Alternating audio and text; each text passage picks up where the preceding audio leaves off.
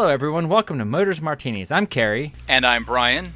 So, on this episode, we're going to go ahead and start to delve into the first of many chapters of the Malaise era, which is true, near and dear to both Bryan and I. I think we're going to mostly focus right now because, as everyone knows of the Malaise era, it's a very big thing. So I think we're going to really focus specifically today, and of course, get onto many side banters upon that on the GM downsizing in the late 1970s. But, before we get into talking about Malaise stuff and fun GM downsizing and wonderful plasticness, how's everything going for you up there, Bryan? I got to say, I keep telling myself that life's going to be great once it settles down, and it fails to settle down. In the last 3 weeks, I have been through about 5 states, lost a dog, and bought a house. And it's just been absolute insanity. Today, we picked up the keys to the new place yesterday. And just today, we started transporting the cars over there. So I drove the Fiat 500 Abarth and my town car back to back. The marked difference between those two cars and the fact that I love them both so much. I mean, the Fiat is just this revvy, twitchy, I will say, partially untrustworthy little thing. And the Lincoln, in spite of not having been driven in a number of weeks, lit at the first turn of the key and proceeded down the road without a hitch, because that's just what she does. Wow, that's that made my head spin just hearing all that. And I know from my experience a few years ago buying a house and moving, oh God, that was quite a bit. And you really can't get much more contrasted than a Fiat 500 Abarth and a Lincoln Town Car. My goodness. Well, and I'm actually really glad I fell back in love with the Abarth again, because I've been looking at Triumph Spitfire 1500s, and I know that they are fraught with issues because that 1500cc Triumph mill, they had pushed it out just a little too far, and in terms of engine capacity, and they like to eat thrust washers, and you can get power out of them, but they're kind of at the limit of what that block can tolerate, and sometimes a crankshaft will decide to fail to function, and a block will be ventilated by a rod escaping therefrom. I do have a 76, 77 Triumph Spitfire 1500 sitting in my backyard with 22,000 original miles. Oh, really? What are you doing with it? Can I hoard it? It's currently sitting there for me trying to decide what I want to do with it. It was given to me by a good friend of mine. That it was parked in 1982 under a tree in the East Mountains. And it hit, to give you an idea how long this car's been sitting, when I got it and I decided to revive it, I got it running. It runs absolutely beautifully. It had a British Leyland oil filter on it. That's really kind of amazing. Did you save that oil filter per chance? I absolutely did. I have it on display in my garage. Send me a picture of that. Speaking of British Leyland, recently I started writing a little column for Truth About Cars called T-Tac Throwback. And what we do is every week I'll take an eBay listing for some piece of iron that I find intriguing and write a little write-up about it, about what's good, what's bad, why I like it, why you should buy it. It is very much an editorial type of column, so I do let my personal feelings intrude, and it was really funny because one of the commentary on T-Tac is just, some of it is gracious, some of it is of the knuckle dragger variety. And this one fellow, he's trying to get high tone with me. He says, "Oh, I'm sure some fellow in the Midlands is going to chastise you because clearly the car has Skinner's Union SU carburetors instead of the Strombergs you said it had." And I'm like, it has Strombergs, as noted in the photograph of the engine bay, where you can clearly see a pair of Strombergs on top of the Rover Nie Buick V8. But I digress. The first comment, of course, was one talking about what a piece of shit it is because it wasn't a TR6. I love TR6s. I love TR7s and 8s. I've driven both. The TR6 is a tractor by comparison. The TR8 is so much more modern. Oh, yeah. Yeah, it does really crack me up so many times on commentaries, and simple things where you have a picture and you make a statement or something, and somebody has to give their 2 cents in, completely contradictory. And I'm sorry, but if you can't tell the difference between a Stromberg and an SU, you obviously have very little experience understanding anything to do with a tea drinking car like a Brit. I'm sorry, they're so different. I mean, yeah, they're both velocity carbs with a dash pod. I mean, there are some similarities, but physically they're very different from one another. And Yeah, at the slightest glance, you can tell the difference. yeah, But they share ideas how they work, being a constant yeah. velocity slide carburetor, but construction wise, they are extraordinarily different. I've worked on many of both, and yeah, they're they're hard to confuse unless you have no idea what you're talking about. Well, clearly this fellow did, although he wanted to show me that I had no idea that I was talking about. But I've owned multiple cars with SU carburetors and a couple with Strombergs, and I'll wager that he has had none of either. Ooh, speaking of SU carburetors, I did something absolutely mentally crazy. I mean, kind of not really.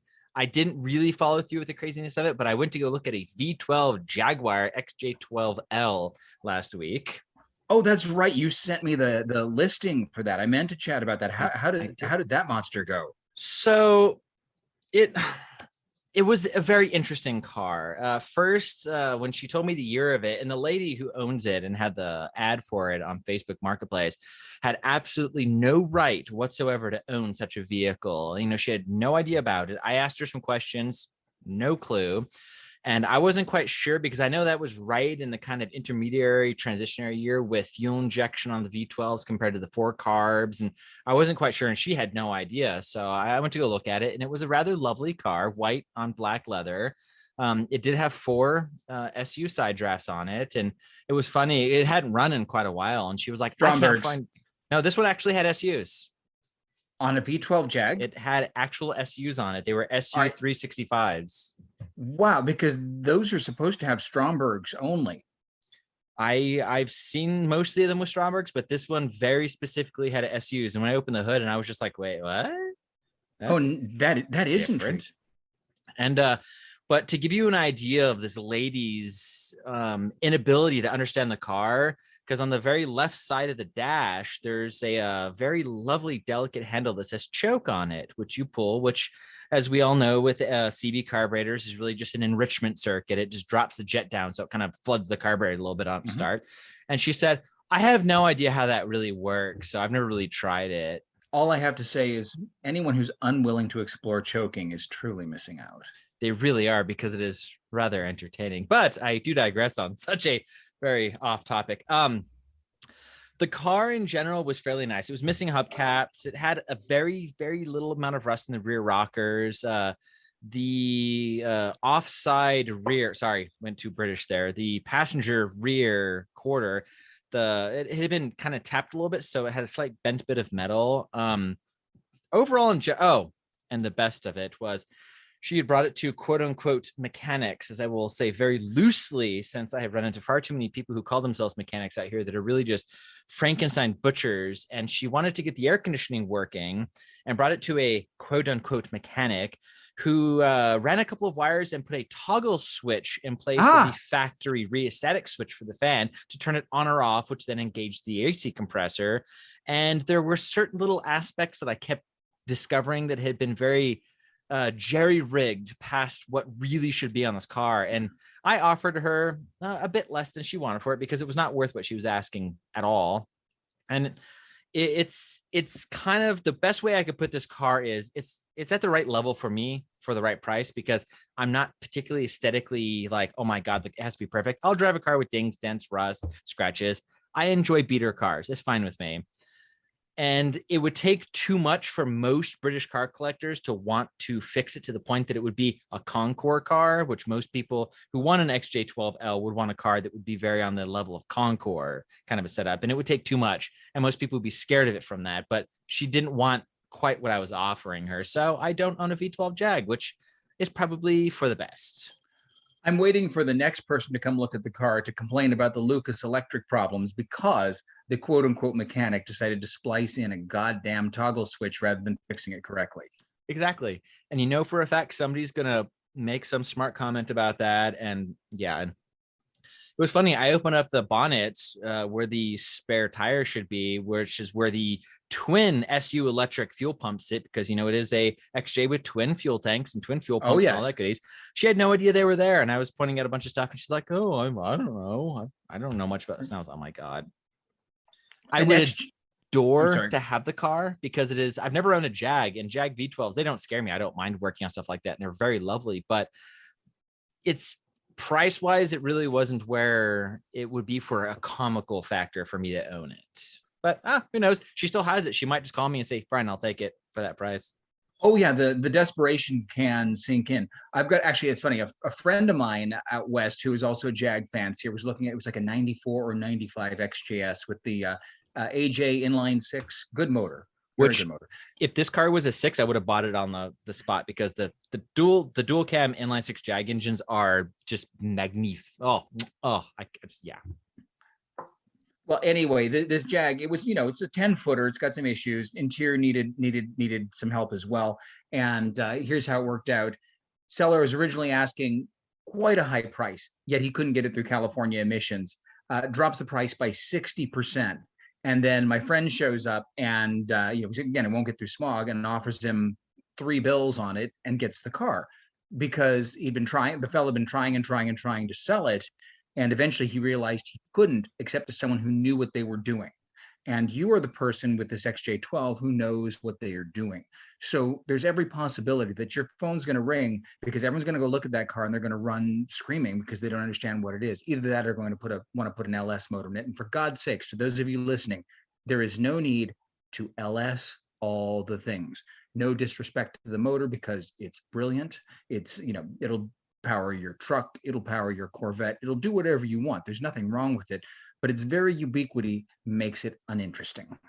I totally agree. And I've known so many people that are kind of, they look at something that is a little bit on the, I don't want to say foreign, because that, generalizes too many things.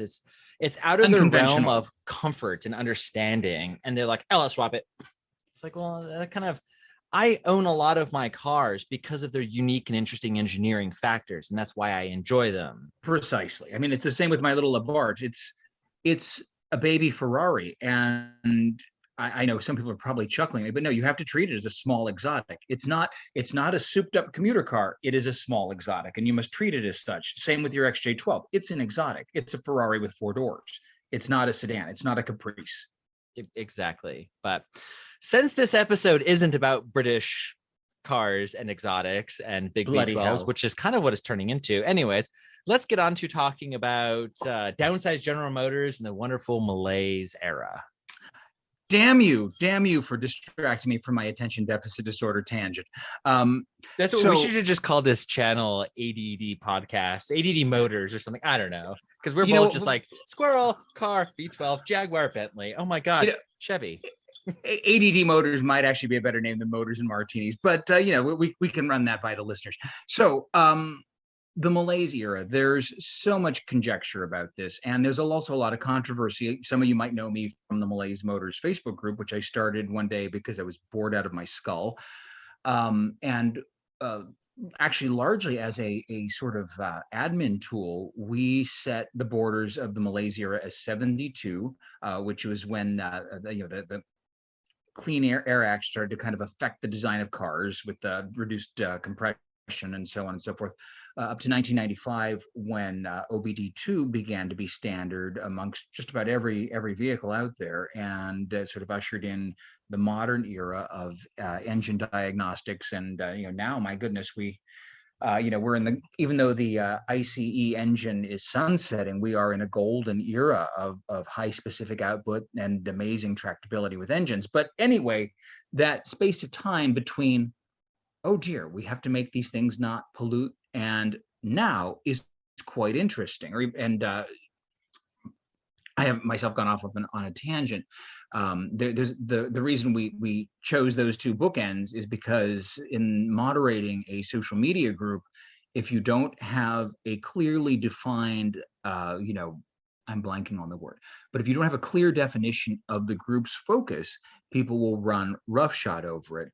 In the Brown Car Appreciation Society, you had people who were complaining that cars either were or were not brown enough. So we needed a specific definition. I would say more or less giving a very specific parameter to what you Parameter. would Oh, there you say, go. because if you don't, as I've experienced also with social media groups, if you don't give it the exact parameter and say, nope, it's from here to here, this is where we're talking about it. If it's out of that, don't even try it. Sure, mention every once in a while, but that's not what the focus is, because people will, as we all know, will go on all these different little things, and somebody will come and be like, well, actually, no, maybe this, and be like, nope, this is it. This is how it's going to work. And that's how we roll.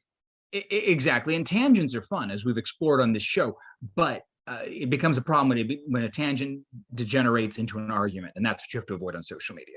But anyway, I love the cars that a lot of people like to crap all over. I mean, Merle Martin applied the term to an era that was basically what did he say? Wasn't it like 77 through 83? I forget what his parameters were. And I get a lot of flack. People saying, no, only those are Malaise cars, but that's neither here nor there. And he didn't really like them, but I actually think they're quite cool and interesting from a technical standpoint, because for the first time, automakers had to, US automakers had to really think about these outside forces, like the imported cars that were coming in that were more efficient, and the fact that the government was mandating cleaner exhaust emissions and greater safety for occupants and greater fuel economy. So yeah, and that's kind of one of the reasons why I wanted to start with GM, because GM was very much the biggest U.S. automaker. Ford and Chrysler were always kind of looking their way, and they kind of set the tone, as it were. And their downsizing of their bread and butter full size sedans, the B bodies, to me is sort of the I'm going to say the epoch of the era, because that was America's biggest manufacturer taking their biggest platform, because it went across pretty much all the lines, and drastically changing the cars that the customer was used to. And to me that's a very seminal point in the development of the automobile. Yeah, and we also have to remember, which some of the younger listeners, when we eventually get to that point, in that time frame, we had Chevrolet, Cadillac, Buick, Pontiac, and Oldsmobile, all with many different chassis, and all of them you could get with a full size body on frame big car of that era. Which I will segue for a mere moment, because I do not want to go down this road yet. We will, but not yet. That they're wanting to maintain large, big body cars and introducing for the American market of the diesel. But we're not going there yet. Not going there yet. No, Yankee diesels are going to be their own show, and I can actually hear them clattering out there in the future. And it's sweet cool. IDI clatter of a 5.7 Olds diesel. But I digress on that.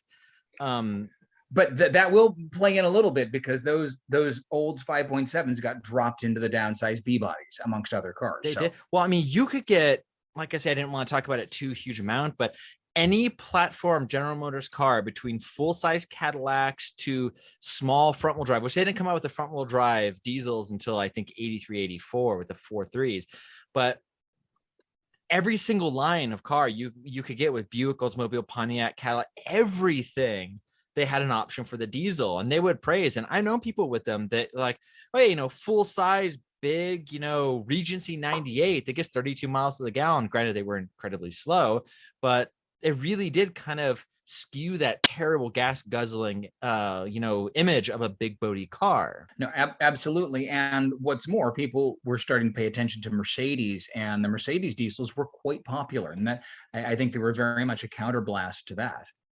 Oh, yeah. Well, let's see, to kind of go back on a little bit of a weird ancient tangent of, automotive history. Mercedes and Peugeot were really the first manufacturers to ever put a diesel in a passenger car.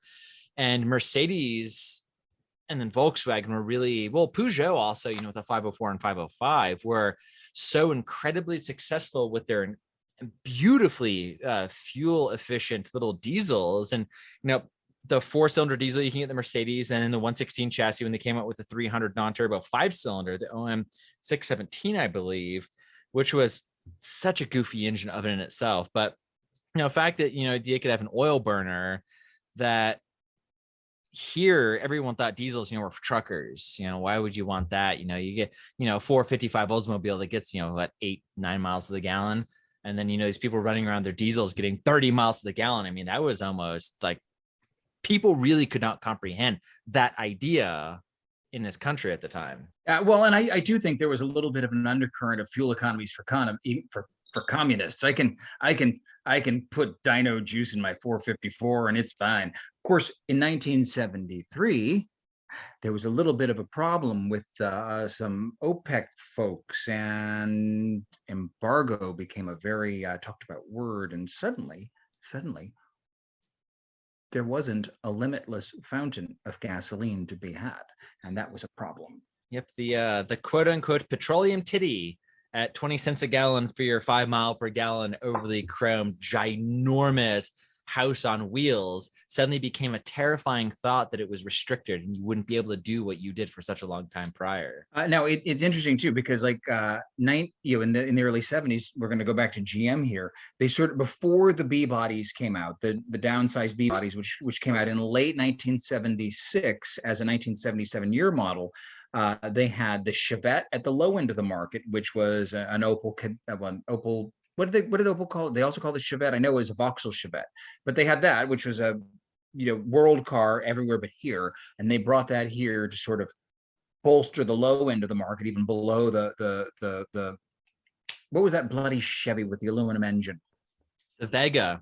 Thank which you. was actually funny enough to say. The Vega people kind of consider was supposed to be the third generation Corvair. If you look at the first year Vega, it has rear air vents under the on the quarters and the rear windows.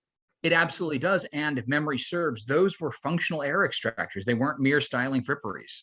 Yes, that is correct. But yeah, they ran that aluminum overhead cam 4-cylinder, which from people I've known who've owned them were kind of notorious for melting if you weren't careful. Well, the problem with the aluminum block was they did not put any kind of iron or steel liner. It wasn't Nicosil, but it was some kind of other coating they applied to the aluminum block, and it just didn't. It delaminated. There were problems. Although I have actually driven a Vega with the original aluminum block engine. Oh wow! How was that? Because I've never actually driven a Vega. I've sat in one that I was going to buy, but I decided not to because it was a little bit too out of the realm of projecty. But that was a Cosworth Vega, which it makes me tingle in certain spots at the thought of that. But how was an original aluminum blocked Vega to drive? All right. Well, I'm going to have to do. I've got to put myself in the mindset. I was probably 19 or 20, and I met this guy at a parking lot out by the Fresno Air Terminal, and he was trying to put the screws to me to buy it, and he tossed me the keys, and I drive it. And I remember the following. I remember the engine being, sending some vibrations up the steering column. I remember the steering being rather heavy, and I remember the gearbox being rather notchy. Those are the things I remember about the Vega. But it didn't smoke, and it seemed to run perfectly well. So maybe it was okay. Who can say? But we're going back almost on 20 plus years now. So yeah, how interesting. Yeah, I could go on a tangent of just kind of obscurely bought odd engines of such. But as far as, the American mindset in the 1970s, and really specifically going into the emission stuff, like I've got a 75 Lincoln Continental Town Car, which I've mentioned plenty of times on the channel, which I absolutely adore. It's such a great car. But it has a 7.5 liter V8. It's got a 460 with the 4-barrel in it, and it makes all of, I think, 230 horsepower. And I don't think it even makes that much. I think it's more like 160, 180. Oh my goodness! And by that point, it's not much. Yeah, we've got in that era. It's right before catalyst, so it does not have a catalytic converter yet, but it does have an air pump. It has that really obscure, goofy Fomoco kind of sort of electric carburetor, but it was unique to that, so you couldn't actually change the carburetor on the intake manifold. It's got the crazy domed heads for the low compression, and it's just, you see this 2.5 ton car with this massive engine, and yet you step on it and you're like, well, that's different. But they were still trying to hold on for their dear life to have these big cars and these big engines, but being strangled by so many regulations when they finally realized that, pumping it out straight out of the exhaust without anything was actually really not good for us. It's fine. I mean, look, it might have caused a little acid rain. It might have caused some London smog. It might have caused a few people to die because their respiratory systems are too delicate. But, you know, this is the price we pay to have massive engines and dirty exhaust. I'm being completely facetious because in spite of the fact that I lament the loss of horsepower on one hand, I really don't want anyone to die from exhaust emissions. And frankly, you can see the buildings in Los Angeles now. It was the things that happened in the 70s that initially resulted in loss of horsepower ultimately were positive moves for all of us. Oh, no, I would 100% agree with you. The positivity of what they went through in that time frame to make vehicles cleaner and relatively safer, because I mean, really, 50s and 60s cars were incredibly dangerous in a wreck. They, people like, oh, big metal, iron, blah, blah, whatever. But the lack of understanding of kinetic energy transfer in a vehicle and starting to really think about that, and also saving the air around us. Now, granted, there was a long time frame of huge learning curves, very big learning curves. Oh yeah. To get to where we're at even, 20 years ago was pretty outstanding, but it's improved. It really has. Now, it's one myth I'd like to dispel. There's, from the vantage point of 2022, there's a lot of hand wringing about the American automakers were under assault from the imports in the 70s. And the fact is that imported cars are starting to become very, very popular, especially after the first gas crunch, where people are like, oh shit, I've got to buy a car and I want one that doesn't get 8 miles to the gallon. But 1975 saw General Motors post record profits. Really? And Cadillac was selling more units than they had ever sold. It was a banner year. So GM was actually kind of on a high in the 70s, in spite of emissions requirements, safety requirements, and the threat of not having enough gas to fuel your big block Caprice. That is really fascinating. You would actually kind of think it would be the complete opposite. No, it kind of caught up a little later, but at that point, the buying public still had an appetite for large cars. But regardless, the writing was on the wall. I did a little, I'm not going to say research because I feel like that's an insult to people who actually research for a living. I was gathering background information and I stumbled across a really cool piece from the New Yorker from 1980, at which point the downsized GMs have been on the market, for a few years. And Ford and Chrysler were starting to catch up because in 79, Ford's answer to the downsized B-bodies, their Panther platform came out, and Chrysler by that 81 was the first year for the K car, or 82? 82. Ooh, 82 sounds about right. But oh geez, let's see. 1981. So it might have actually been 81 for the 82 production an 82-year model. Exactly. So and at that by the vantage point of 1980, Ford was kind of on the bandwagon. The Fox platform was out. The Panther platform was out. GM had kind of led the way. And Chrysler, even if the K cars weren't out, I'm sure there would have been rumblings that the K cars were coming out. So by 1980, they're like, aha, this efficiency, it's starting to stick around. Let's be a little retrospective about it. So this New Yorker columnist did some digging around there, trying to figure out when they decided to downsize the big cars at GM. And it was really hard to pin down an exact answer. A couple of different GM execs, we're talking, she went as high as to talk to Pete Estes, who was the president of General Motors. And there were differing opinions. The GM brass talked about the fact that they knew they needed to downsize, and they had already kind of had some engineering meetings, and the downsizing was coming, they'd planned it. She goes to talk to a lawyer who had worked with both General Motors and the powers that be in Washington. And that person said, if it weren't for the government, GM would have never downsized. But I've got to call bullshit on that a little bit, because he said that it was due to the Clean Air Act, or rather not the Clean Air Act, but the CAFE standards that were enacted in 1975 that were going to go into effect in 1978. Well, the downsized B-bodies, they were in showrooms in late 1976. There's no way General Motors could have revamped their most important product line in 12 months, and they didn't. It took them much longer than that. So GM, of their own volition, in spite of the hugeness of the company, clearly had to have more or less figured out what was going on. And I'm not saying they wanted to do it. I'm not saying they were being forward thinking like, aha, we shall be progressive. No, they're like, oh shit, we see the writing on the wall. We've got to do something, because if it's not legislated now, it probably will be. And that is some conjecture on my part. But I think it was both GM's awareness of forthcoming government legislation and the fact that they were still aware of the desire for efficiency and the fact that there had been an oil embargo. I think there was a lot of things at play, and there's really no way to pin down one person making a decision, because GM is this or at least was a multi-departmental behemoth. It was a country unto itself. But there we have it. Oh yeah. There's several side subjects that we can go on with that, but they definitely had knowledge of what was going on and forethought, that seeing what had happened with the oil embargo and what was going on, especially with the import carbs. I think it was around 71, 72 when we really started, I wouldn't say flooding the market yet, but we really started getting in the Toyotas. I know in the late 60s when the Toyota Corona came in and people were like, whatever. And then the Volkswagen, which that was more of a cult thing in the 60s, but then people really started realizing in the early 1970s that there was something to this.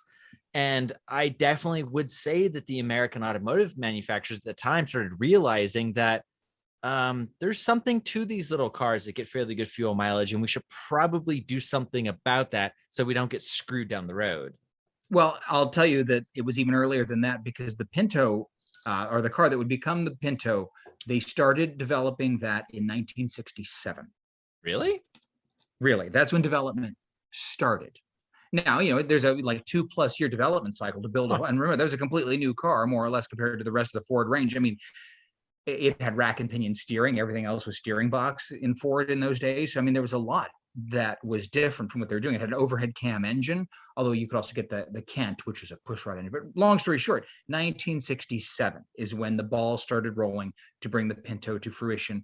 And while we're on this tangent, the Pinto was not a barbecue. Just put those thoughts out of your head. While I was gathering information for this program, I was looking on Lord Google, and brings up the frequently asked questions and so on.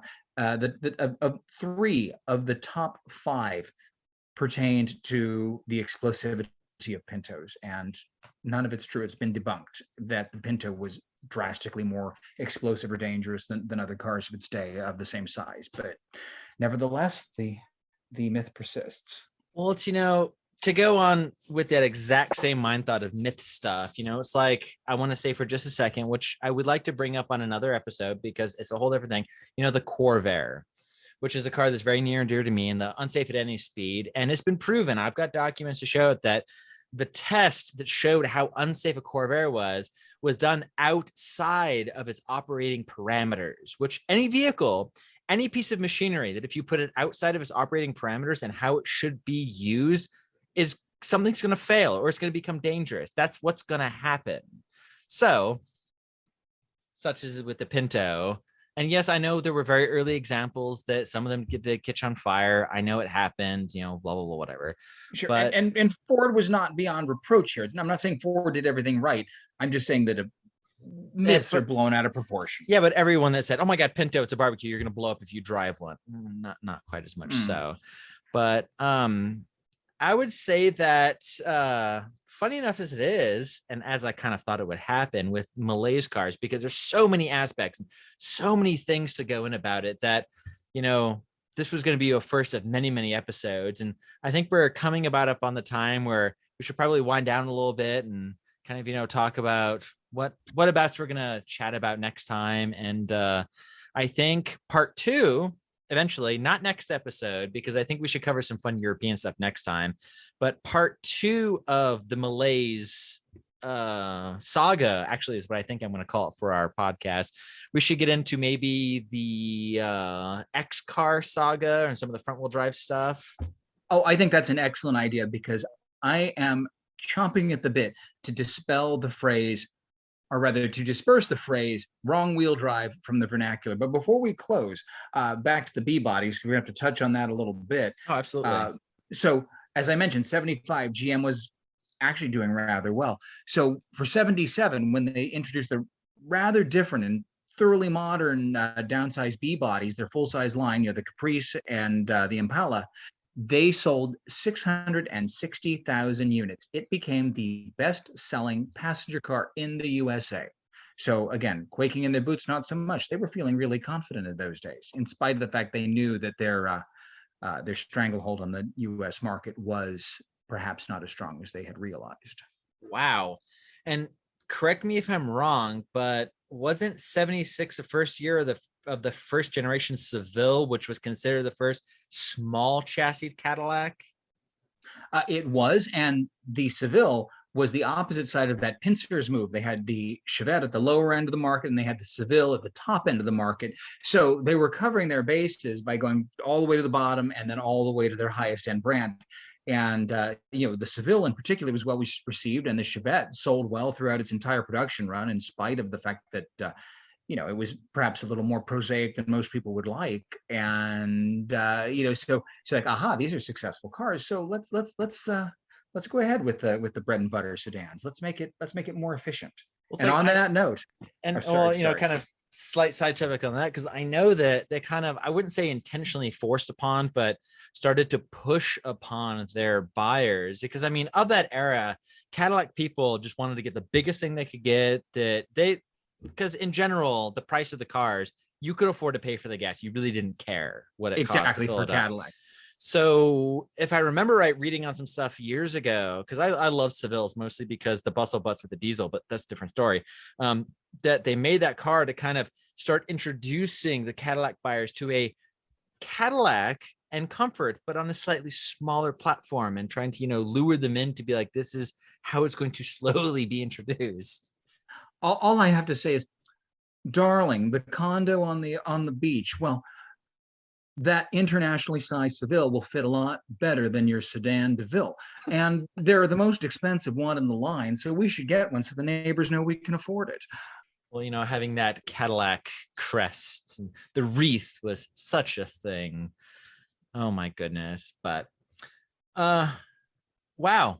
We are at so much to cover when it comes to downsizing and Malaise era. I knew it was going to be a lot, but even just touching base a little bit today, it really did open up, being like, there's so much within that entire idea and culture. It's amazing. Well, we're gonna the Malaise saga is going to be a recurring theme on the show, and we're gonna just pepper in episodes when we feel like it. But next time we're going to be talking about something European, Cary, as you mentioned. And what had you in mind? Ooh, that's you know what? How about let's go with something very near and dear to my heart, because there's many different aspects of European vehicles and many different countries and so many things that I can go on about. But I think we should finally touch upon my all-time, very much beloved Citroën. Oh, magnifique. I cannot wait to talk about the traction avant and the goddess. Gosh, yes. And the goddess and the Deux Chevaux and the Ami and all so many fascinating, incredible things that happened, and gambling and drinking and the government making you sell to a tire company. But we'll talk about that on the next episode. It was great chatting with you, and I'll sign off by saying we've now motored. Now pour yourself a martini. I'm one step ahead of you, Cary. A pleasure as always, and I cannot wait to talk about the belle voiture française. Fantastic.